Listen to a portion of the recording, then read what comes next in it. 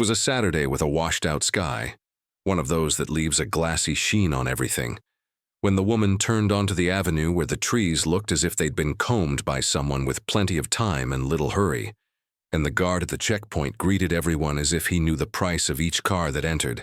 She had left early, carrying the same pot of hydrangeas she'd been propagating in her yard for years, wrapped in craft paper and tied with twine that smelled like a corner store. She said that plants, like dignity, grew better without too many embellishments. She stopped in front of the mansion, and the black gate opened with an electric whisper that didn't invite, but rather revealed. For a second, she saw her reflection in the tinted glass. A woman with calloused hands, a watch with a scratched crystal, a sober dress that looked good because it was clean, not because it was expensive. She thought, without bitterness but with irony, that sometimes the success of children is a mirror placed too high, and mothers end up looking down at themselves.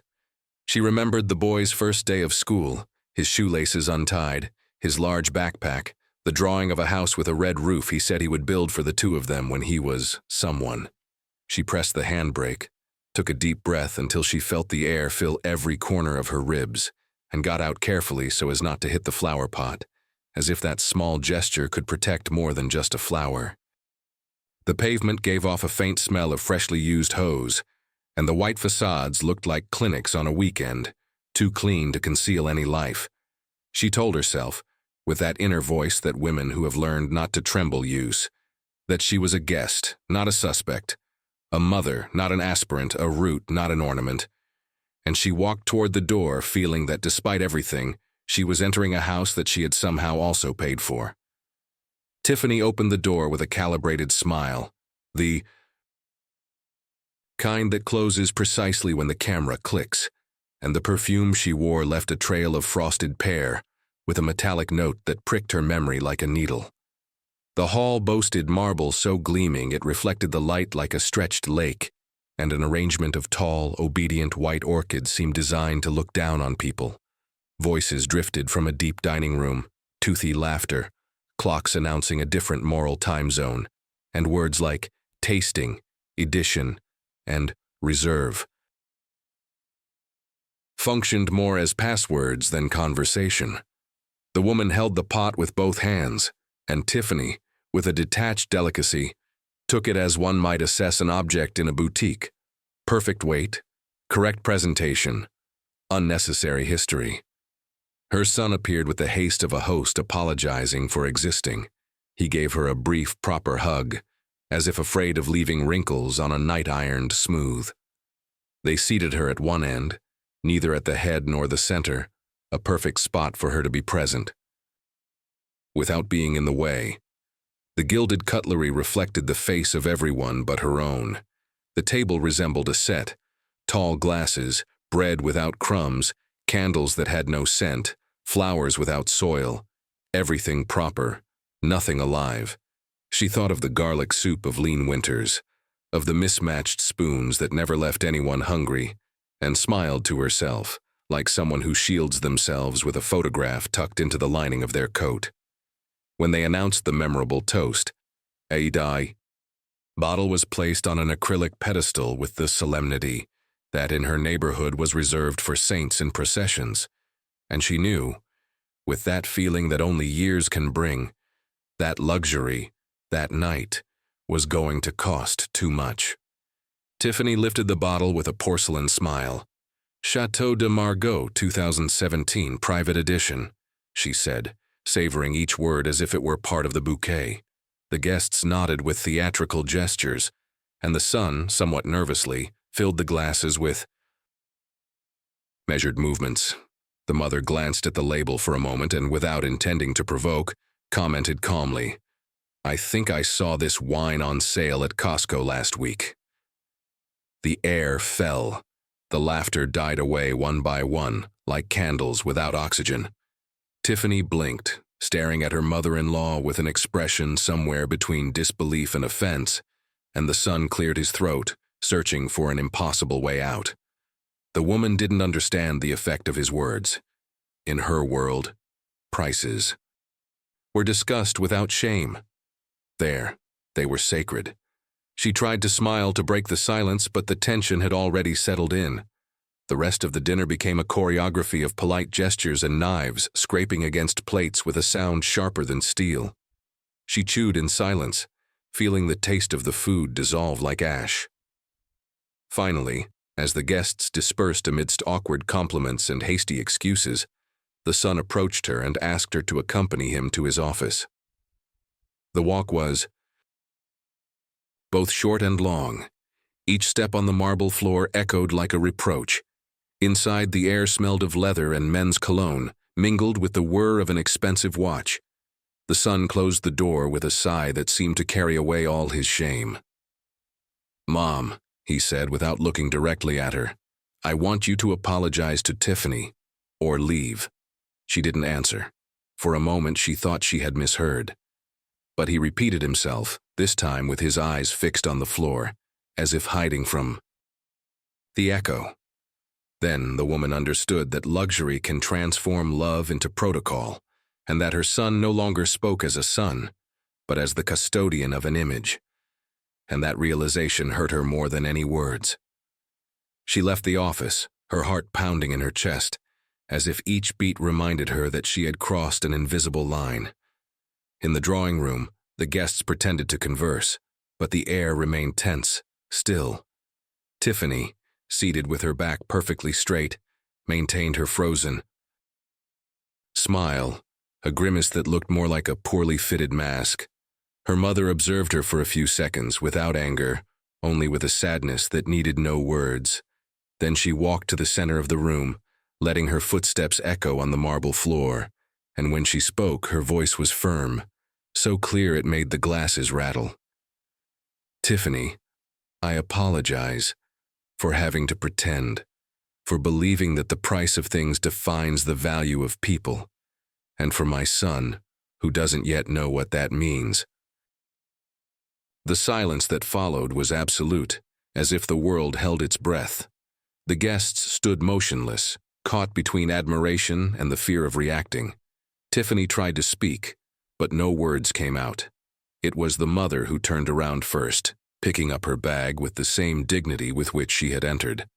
That night, the story of the Costco wine became a neighborhood legend.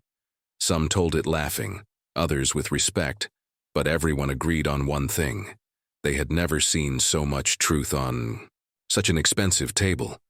The mother returned home alone, empty-handed but with a light heart, as if she had released a burden she didn't know she carried. She turned on the kitchen light, and the familiar smell of stale bread welcomed her, warm, honest, without labels. She took off her shoes and for the first time in years, allowed herself to cry, not from sadness, but from release. She cried for the son lost behind a newly acquired surname, for the words she hadn't said and for which she would never again be silent. When she looked at herself in the mirror above the sink, she saw new wrinkles, but also a clearer gaze. Silently, she made coffee and sat by the window, watching the night that, at last, didn't judge her. And in that moment, without knowing it, she began to recover something Tiffany could never buy: her voice.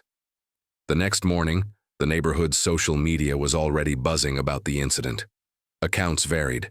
Some said the mother had humiliated Tiffany, others that she had done what anyone with dignity would have done.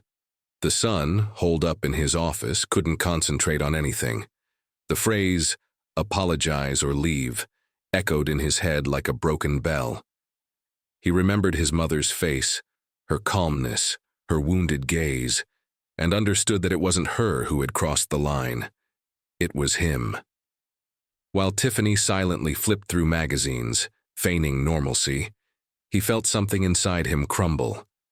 The walls of that house, perfect and gleaming, felt alien too. Humiliate, for the first time in a long time, he wanted to escape his own success. He thought of his mother's hands, rough but steady, the scent of soap from his childhood, and he understood that he had lost everything trying to belong to a world that would never fully accept him. That afternoon, without warning, he grabbed his car keys and drove to the old neighborhood where he had grown up. The drive was a tunnel of memories, the market with its stacks of fruit, the sound of children on bicycles. The dog that always slept in front of the hardware store. He stopped the car in front of his mother's house, smaller than he remembered, but still alive. On the porch, she was watering the plants, wearing a simple dress, her hands stained with dirt. The son got out, unsure what to say.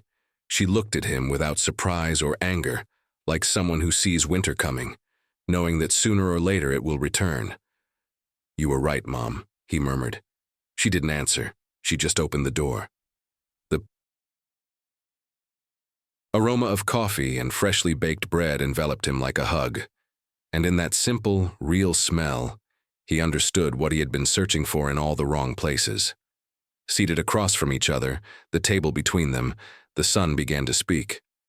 At first, his words were clumsy, like someone trying to translate a forgotten language, but little by little they began to flow. He told her that Tiffany had built a life of appearances, the fake handbags, the rented jewelry, the retouched photos from trips that never happened, that the wine, in fact, came from the supermarket, and that the French winery was just a label slapped on top of another. He confessed that he had known all this for months, but hadn't had the courage to confront her. He was afraid of losing what he thought was love, when in reality he was only afraid of the emptiness. The mother listened in silence, her eyes moist, but her voice calm. She didn't feel hatred for Tiffany, but sadness for the son who had learned to lie to himself so as not to disappoint her. "What matters isn't how much you gain, son," she finally said, "but how much of yourself you lose in the attempt." He lowered his head, and for the first time in years, he felt small and human again. That night he slept in the room where remnants of his childhood still lingered. A soccer player poster, his school science trophy, the alarm clock that still worked. His mother watched him from the doorway, her heart heavy. She realized that, though the years had passed, love didn't age. It only changed shape. In the silence of the early morning, she listened to his calm breathing and allowed herself a smile. She thought how ironic it was, a lifetime of working to help her son rise, and when he finally did, he had to fall to find himself again. The clock struck 3, and the wind stirred the curtains as if the house were breathing alongside them. In that moment, his mother knew that true wealth wasn't in the walls, but in the roof that sheltered. Unconditionally. She turned off the hallway light and murmured a thank you to the air, not for the pain she had endured, but for the lesson hidden within it. Forgiveness, she understood, could also be a luxury. At dawn, the son made coffee, something he hadn't done since his teens. The aroma filled the house and woke his mother, who found him standing, gazing out the window. They didn't talk much. Sometimes silence heals more than words. She sat across from him, and together they drank the hot coffee, watching the steam mingle with the light filtering through the curtains. The son told her he had decided to sell the house, that he didn't want to keep living in a museum of appearances. The mother watched him silently, searching his face for the boy who used to bring her flowers picked from the park. Roots aren't for sale, she thought, but didn't say it. He smiled, as if he had read her mind. For the first time in a long time, they both felt they were in the same place, not just physically, but in spirit. And the coffee, though simple, tasted the most expensive in the world. That same afternoon, Tiffany arrived at the empty house they had shared. The echo of her heels was the only witness to the end. She opened the closets, saw the empty spaces where watches, suits, and promises had once stood, and understood that luxury offered no refuge when the truth was gone. She left the keys on the table and closed the door without looking back. In another neighborhood, the mother and son were cooking together, clumsily, amid laughter and flour in their hands. She was teaching him how to knead bread, and he jokingly told her how he had forgotten what it was like to hunger for real things. The bread burned a little, and they both laughed until they cried. It was a small, domestic moment, but so pure that no elegant dinner could compare. There, amid the hum of the oven and the smell of the bread, life was giving them a second chance. and neither of them intended to waste. For the next few days, the son stayed at his mother's house, helping her with the repairs she had long postponed. Together they painted the porch walls, changed light bulbs, and mended an old fence that the wind had bent. In each everyday task, it seemed they were rebuilding more than just wood or paint. They were repairing trust. The mother noticed how he looked at her differently, not with guilt, but with respect. And that, more than any apology, was what truly healed. One afternoon, while they were hanging a potted plant, he said to her, "I always wanted to give you a better house, and I did, but I lost myself in it." She smiled and replied, "Houses don't need to be big. They just need doors that open with love." He lowered his gaze and laughed sadly, realizing that in his attempt to impress the world, he had forgotten who taught him how to build. Forgiveness, then, became a silent presence, like a breeze that enters unannounced and stays forever. The news of the wine scandal gradually faded. Tiffany disappeared from social gatherings, and her old friends began to drift apart, as if her sparkle had lost its power. Meanwhile, her son returned to work with a different attitude, less obsessed with appearances and more focused on what truly mattered. He started donating part of his salary to a local foundation that helped elderly women without family support, something his mother never mentioned but understood with a silent smile. Every Sunday, the house was once again filled with the scent of bread, damp earth, and genuine laughter. The hydrangea on the porch bloomed more vibrantly than ever, as if celebrating the return to simplicity. Sometimes the mother thought that life doesn't punish, it only adjusts, and that sometimes love, to correct its course, needs to break. Thus, without speeches or promises, they both learned to live with the cracks, like those who accept that light enters through the places where life has broken us. One Saturday morning, while the son was cleaning the garden, he found a small, rusty metal box buried in the soil. He opened it curiously and discovered a handful of old photographs inside. Himself as a child, his young mother, a birthday party in the backyard with a homemade cake and poorly inflated balloons. The pictures had yellowed edges, but their smiles remained unchanged. He took the photos inside and placed them on the table, next to the repaired watch he now wore every day. His mother stopped when she saw them and let out a laugh that was both nostalgic and sweet. "That was the summer our refrigerator broke," she said. "We had to chill the sodas in the tub of ice from the market." He laughed too, realizing that those humble moments, which had once embarrassed him, were the true treasure he had tried to replace with luxury.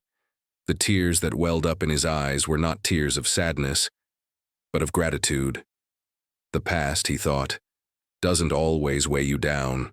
Sometimes it sustains you. That night they dined. Outdoors, under a string of lights he had strung himself. The sky was clear, and the stars seemed to hang so low they could almost touch them. His mother served hot soup in mismatched bowls, with mismatched spoons, but the flavor was so profound it silenced all conversation.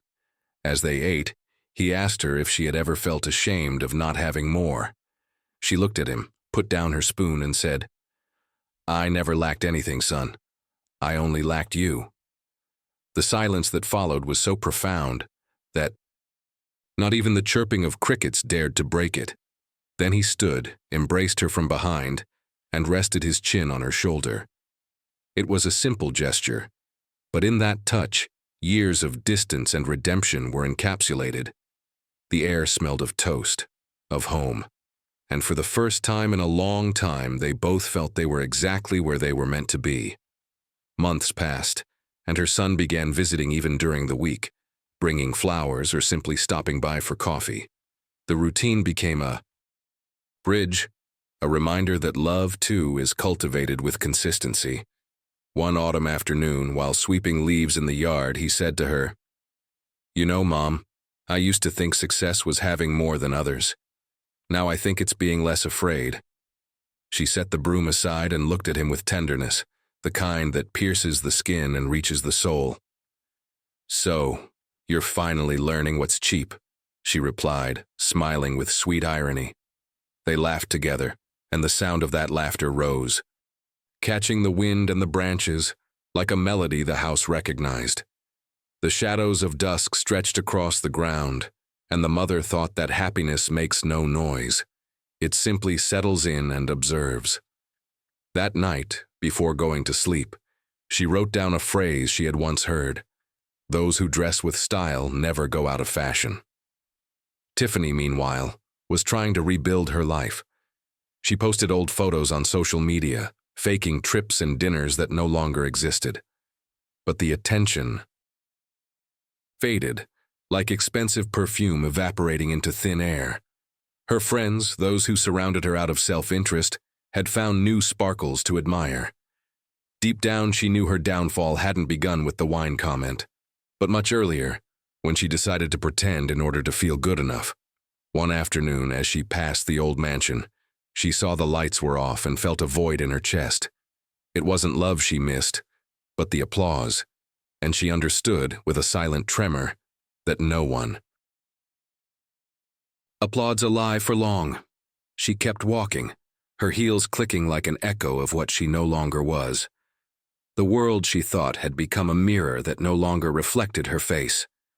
Meanwhile, the son began receiving calls from old acquaintances, curious to know what had really happened. He answered calmly, without justifying or blaming anyone. He simply said, "I just discovered the value of the truth." And that phrase, repeated without pretension, began to earn him a different kind of respect, one that didn't depend on watches or cars. At work, they noticed the change. Less anxiety, more humanity. His colleagues saw him eating in the cafeteria, laughing with the cleaning staff and speaking gratefully of his mother. She, without knowing it, had become something of a legend among those who knew him. The woman who taught with a single gesture what many books fail to explain. One night, when he got home, he found a note stuck to the refrigerator. "Don't forget to buy flour and keep being yourself." He smiled, thinking that some instructions are so simple they should be included in life's contracts. The mother, for her part, resumed her habit of writing in a worn notebook. There she jotted down thoughts, phrases, little memories she didn't want to lose. On one page she wrote, "Love is like bread. You have to knead it every day, even if you have plenty of flour." Another said, "Not all silences are empty. Some are just resting from so much noise." Her handwriting wasn't elegant, but it had soul. Sometimes her son asked her to read what she wrote, and she, somewhat shyly, did so. He often told her she should publish it, but she refused. "No, son," she would reply. "This isn't for selling. It's for remembering." And in that exchange of simple words, it was clear that they had both found what they had lost: the pride of speaking the same language of the heart. One rainy afternoon, the son took his mother to lunch at a modest downtown restaurant, the same one they used to go to when he was a teenager, celebrating every achievement with soup and empanadas. The place was the same: worn wooden tables, yellowed walls, and a radio crackling with static. She watched him, amused, as he ordered the same thing as always, unconcerned about the prices or the stares. "You remember this place, don't you?" he asked. "Of course," she replied. "It's where you told me you wanted to be someone important. And look at you, you achieved it, though not in the way you imagined." He laughed and looked down, a nostalgic glint in his eyes. When the food arrived, they toasted with soda served in simple glasses, and she thought that no expensive wine could compare to the sincerity of that moment. The sound of rain against the windows accompanied the silence between them, a full, mature silence, free of unfinished business, and for a second, time seemed to stop to thank them for not giving up. That same night, back home, he turned on the television. On a talk show, someone was discussing the loss of values, how people measure their worth by what they show rather than what they feel. His mother listened from the kitchen, drying the dishes, and smiled. "It seems everyone's discovering these days what I learned scrubbing floors," she said half-jokingly. He laughed, coming over to hug her from behind. Not everyone has a teacher like you, he replied. She gave him a friendly pat and went back to her chores. The house, bathed in warm light, smelled of bread and soap. It, was a scent that couldn't be bought. It was created. If you've ever felt out of place among your own people, the narrator said calmly, leave a heart or comment on where you're listening from, because this story could be yours too.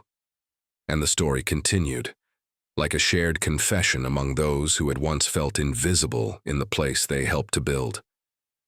As the days passed, the son began to notice how his surroundings were changing as well. The colleagues who had once flattered him for their own gain now respected him for his simplicity. He no longer arrived in luxury cars, but walked, enjoying the fresh air and the genuine greetings of the people around him. One afternoon, his boss called him into his office and said, "You seem different, more human. You can tell when someone stops pretending." He smiled, thinking of his mother and the wine from Costco that, without him knowing it, had taught him more than any university. On his way home, he stopped by the bakery and bought a couple of croissants still warm. When he took them to his mother, she laughed and exclaimed, "Look who learned to bring bread without warning." "The smell followed me all the way to the car," he replied, placing the bag on the table. And in that brief, unpretentious exchange, the precise weight of reconciliation was felt. That night, the mother went out to the patio with a blanket over her shoulders. The sky was overcast, and the first stars were barely visible through the clouds. She lit a candle and placed it on the wooden table next to her notebook. There she wrote, "Truth is like fire. It isn't sought, it is found, and although it burns, it also illuminates."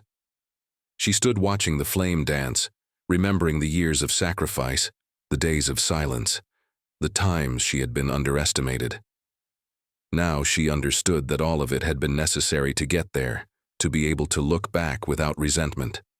From the window, her son watched her, without interrupting. He knew that this woman, with her calloused hands and undefeated heart, was his greatest treasure. And for the first time, he understood that roots aren't measured in money, but in the gestures one leaves behind. With winter came the small routines that made life warmer. The son spent his afternoons helping his mother with the housework, or simply chatting by the fire. She told him stories of the past, of her youth, of working in the factory, of how she used to sing while sewing to stave off the tiredness. He listened attentively, marveling to discover that behind this unassuming woman lay a strength that never broke. One night, she took out a box of keepsakes and showed him old letters, some yellowed, written with smudged ink. They were from his father, the man who had left them when he was a child.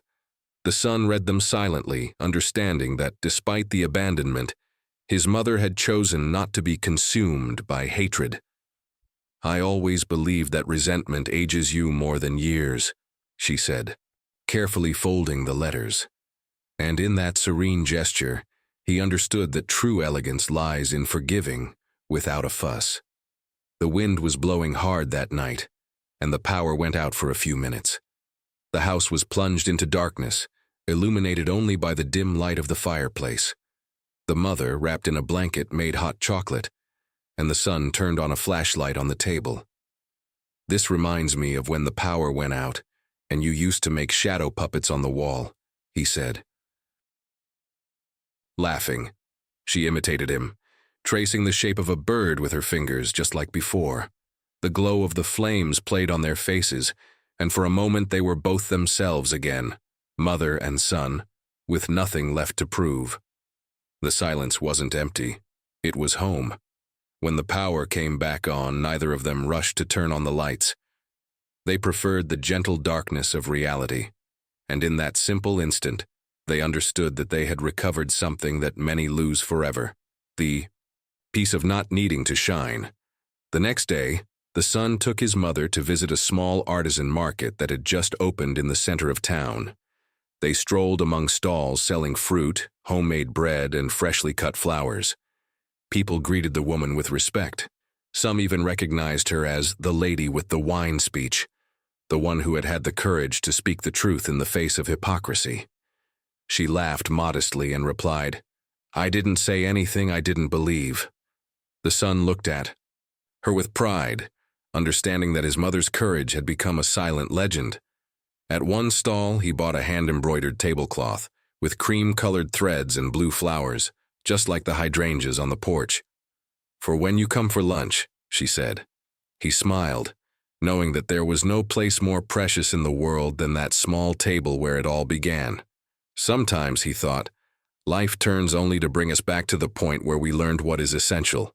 With the new tablecloth spread out, the house was filled with a different atmosphere. It wasn't luxury, but it was harmony. That night, they cooked a simple stew together and lit a candle in the center of the table. The son poured 2 glasses of wine, this time without labels or pretensions, and raised his, saying, "To the truth, Mom." She toasted, smiling with her eyes. "To the truth, and to those who dare to speak it even when it hurts." They drank slowly, savoring not the wine, but the moment. Shadows danced on the wall, and the aroma of food filled the air with a warmth that no formal dinner could match. The son thought that perhaps destiny makes sense when one stops pretending, and that sometimes, to find authenticity, one must first lose everything else. Summer arrived with its heavy heat and open windows, letting in the sound of crickets and the scent of flowers from the garden. The mother woke early, as always, and her son joined her with a cup of coffee before heading to work. He had started riding his bicycle again, the one he'd had since his university days, and said he did it to feel free from traffic and from himself. She laughed as she watched him leave with his helmet askew, proud of the man who had found his way again. One afternoon, upon returning home, he found her in the yard, painting an old chair white. "I want everything to be beautiful when the hydrangeas bloom," she said, without looking up. The son watched her for a few seconds, aware that this woman had quietly rebuilt her life, with the same patience with which one paints an old chair, layer by layer until the past is no longer visible. And in that instant, he understood that resilience has the color of forgiveness. In September, they organized a small family meal without obligatory guests or formalities. Just the two of them, a couple of neighbors, and the aroma of home cooking filling the air. His mother had prepared her usual stew, the one she had spent years perfecting without following recipes. When she served the dishes, her son looked up and said, "Now this is a feast." She laughed, and they all toasted with inexpensive wine, the brand not caring. The laughter, the clinking of silverware, the dogs barking outside, everything had a perfect rhythm. The son thought that happiness didn't need a stage, only authenticity. And when his mother looked at him with that serene gleam in her eyes, he understood that that day, at last, he had come home, not only physically, but spiritually, because true wealth, he discovered, lies not in what is shown, but in what is shared. That night, as they were putting away the dishes, his mother paused for a moment and looked at him with a mixture of pride and melancholy. "You know, son, when you were a child, you used to hide cookies under your pillow for fear they would run out. I think we all do that as adults, only instead of cookies, we hide emotions." He watched her, understanding the depth of those words. "I hid my fear." "Mom," he said, "fear of not being enough, of being judged for being the son of a simple woman." She came closer, smoothed his hair as she had when he was a boy, and replied, "Being simple isn't a shame, it's a luxury few can afford." The silence was filled with tenderness, and he felt those words would be etched in his memory forever. In that modest home, words weren't meant to impress, but to heal. And his mother, without intending to, had transformed her humility into wisdom. The next day, as he left for work, his mother stayed behind watering the plants. The sun shone softly on the hydrangeas, which seemed more vibrant than ever.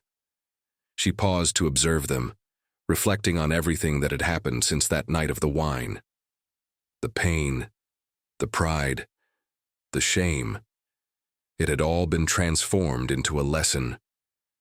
Deep down, she understood that it wasn't about winning or losing, but about not betraying herself.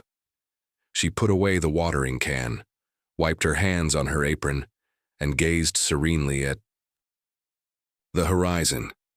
Sometimes, she thought, life takes immense turns just to teach us to return to the beginning with our eyes wide open. And at that moment, she smiled. Because she had lost a place in a mansion, but she had recovered something much greater, her dignity intact, and no fortune in the world was worth that much. Weeks passed, and little by little the story of the wine faded into a distant anecdote, a memory that no longer hurt. His mother continued with her life, dedicated to the small things that filled her days: the garden, the kitchen, letters to old friends. Her son, for his part, had found a peace he never imagined he could have. He no longer sought recognition. He was driven by gratitude. Every afternoon after work, he would stop by his mother's house just to share a mate or the silence. The ticking of the repaired clock marked a tranquil rhythm, the same one that years before had seemed impossible. And when either of them mentioned Tiffany, they did so without resentment, as if the story already belonged to another time. Love, they understood, also knows how to say goodbye quietly. His mother sometimes said, "Wounds, when healed with truth, no longer hurt. They only teach." And he would nod, knowing that this was the lesson life had forced him to learn. One morning, the son decided to take her to the beach, to see the sea they hadn't visited in years. The trip was peaceful, with the fresh air drifting in through the window, and old songs playing on the radio. When they arrived, they walked barefoot on the wet sand, leaving footprints that the waves slowly washed away. The mother paused to gaze at the horizon and said, "The sea always knows where to return what belongs to it." He smiled, not fully understanding, but sensing the truth in those words. They spent the day there, eating simple snacks and talking about nothing in particular. In the afternoon, as the sun began to set, she took his hand and added, "Never be ashamed of where you come from, son. Simplicity is what lasts." He squeezed her hand tightly, as if he wanted to hold on to that moment forever. And although they didn't say it, they both knew that life had given them back something they had lost: the right to be at peace. The return journey was quiet and warm. As the car traveled along the road bathed in the light of the setting sun, the son noticed how his mother gazed at the landscape with a serenity he had rarely seen.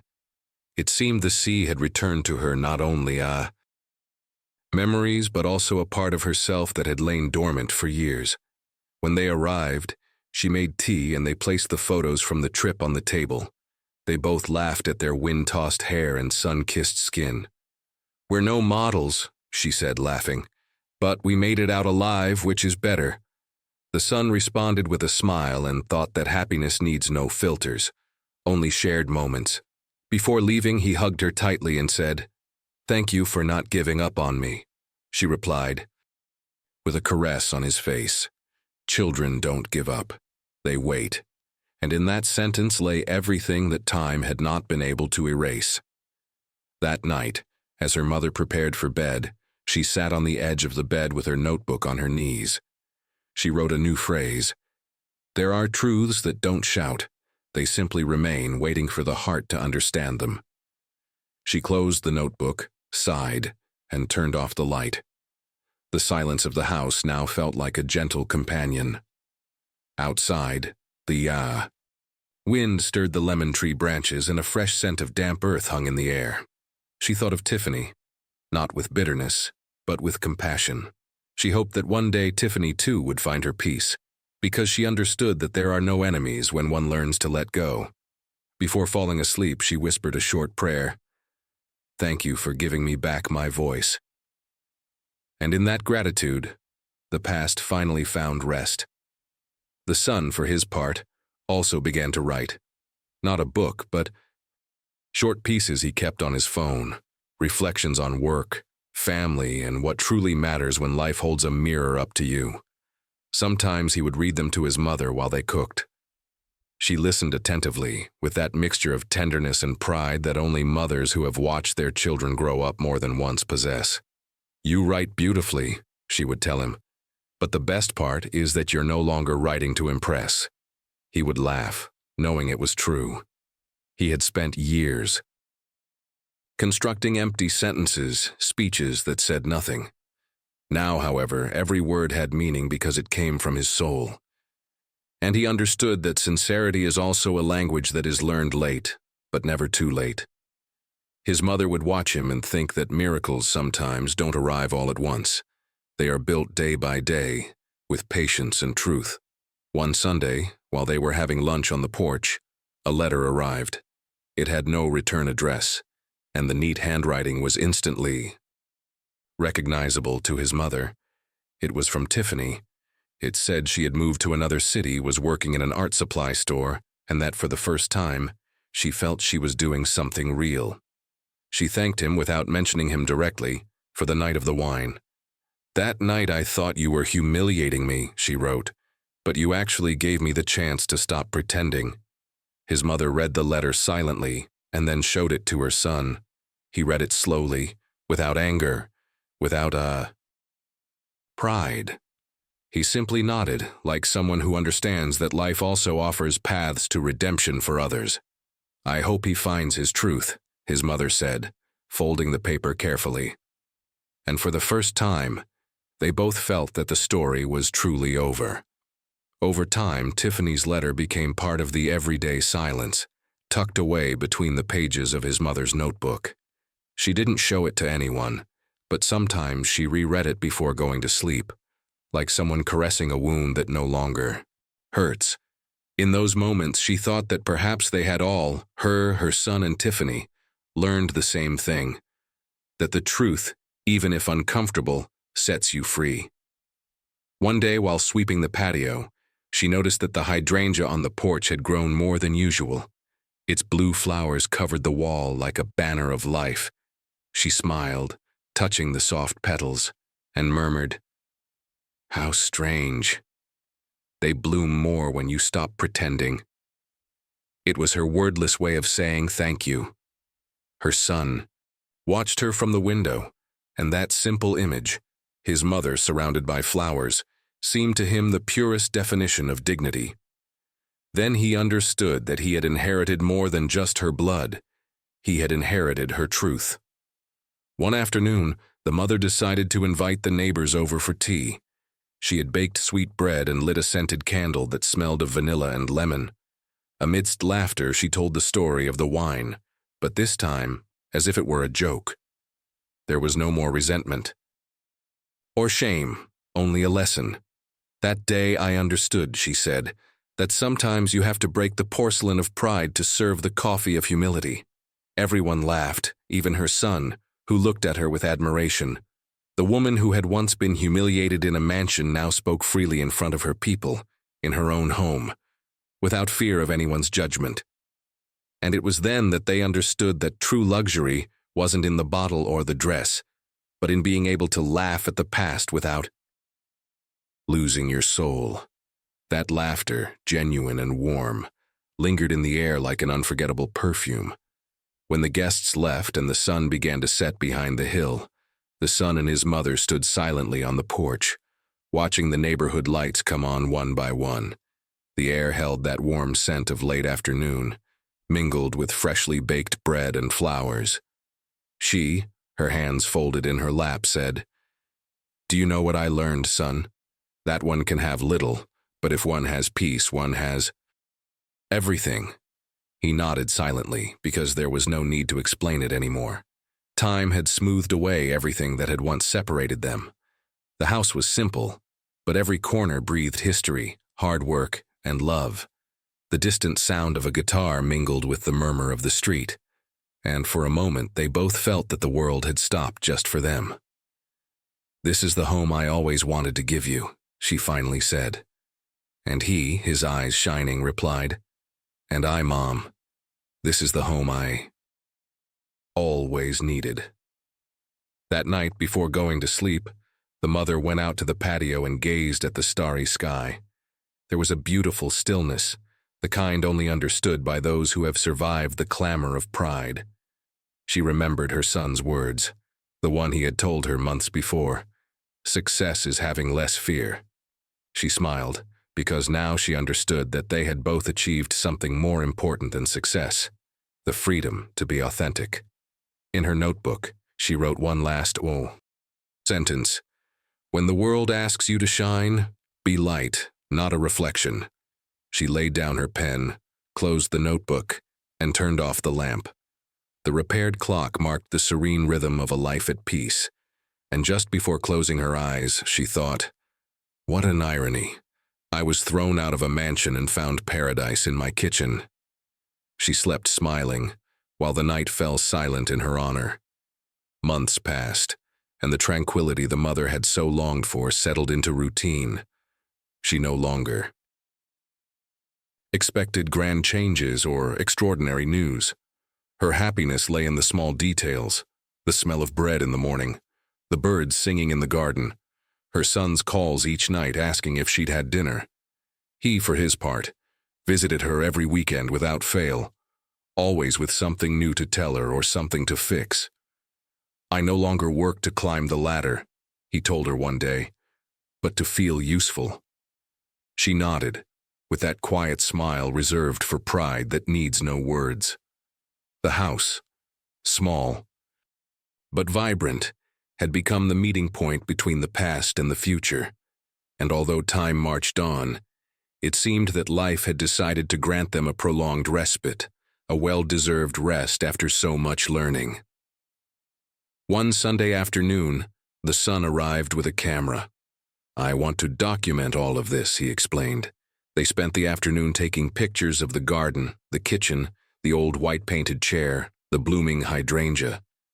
Each image captured more than a moment. It captured the peace found after the storm. When they finished, he connected the camera to the television, and they projected the photos onto the screen. They both stared in silence. See, she said, we don't need gold frames for something to be beautiful. He laughed, knowing that each photo was proof of what they had reclaimed. The mother rested her head on her son's shoulder, and for the first time since it had all begun, she thought that the past no longer hurt her. It was simply part of their story. That night, when the son returned to his apartment, he opened his laptop and wrote an email with the subject line, "Thank you, Mom." It wasn't a long message, just a few lines telling her that everything he was, and everything he had learned to be, he owed to her. Before sending it, he reread it and felt a lump in his throat. He thought about the night of the wine, the shame, the pride, the fall, and everything that had had to break so that something new could be born. At the end of the email, he wrote, "I promise I will never again make you feel out of place in my life." And as he pressed send, he felt an invisible weight lift from him. It was as if he had finally closed a chapter that had lasted far too long. Afterward, he turned off the computer, looked out the window and gazed at the city lights. For the first time, they didn't seem cold to him. They reminded him of his mother's eyes, firm and warm at the same time. The next morning, the mother read the email with her glasses. Perched at an angle, tears blurring her vision. She didn't reply right away. She preferred to let the words linger, savoring them like freshly brewed tea. Then, with her notebook beside her, she wrote one last note. True love doesn't need forgiveness, only time to return. She closed the notebook and went out to the patio, where the sun filtered through the leaves. The air was warm, and the sound of birds filled the silence. She sat in her old white chair, her gaze lost among the flowers. She felt gratitude, not only for her son, but for life itself. She had understood that the truth doesn't always unite, but it does set free. And in that freedom, finally, she found the rest she had sought all her life.